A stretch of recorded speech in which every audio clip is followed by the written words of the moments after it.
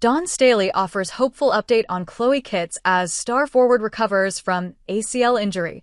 Dawn Staley and her South Carolina Gamecocks entered this season with one thing on their minds: revenge. Last year's national championship was a gut punch.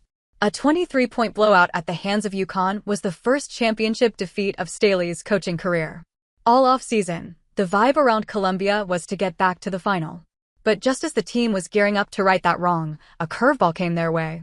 Their key player, Chloe Kitts, was suddenly ruled out. "Thank you to everyone who has reached out with love and support," Kitts had written on social media to announce the tragic news that she had torn her ACL.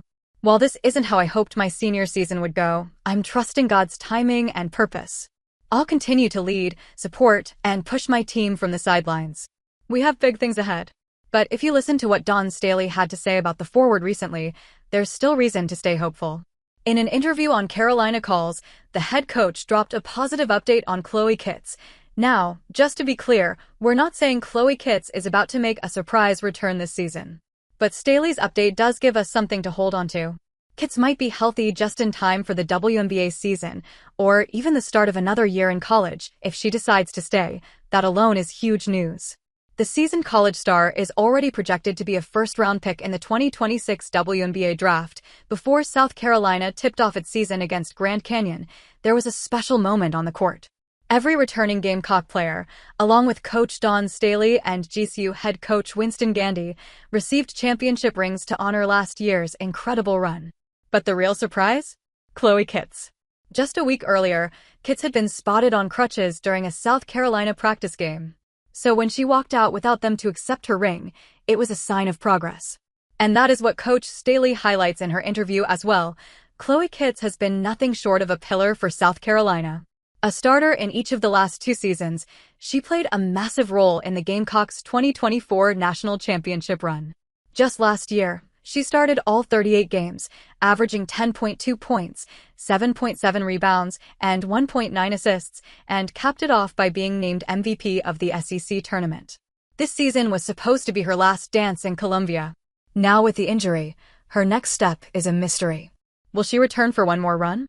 Or will she make the jump to the pros? We know for a fact that the WNBA will have no shortage of teams knocking on her door. But what about the Gamecocks? Who will replace Chloe Kitts?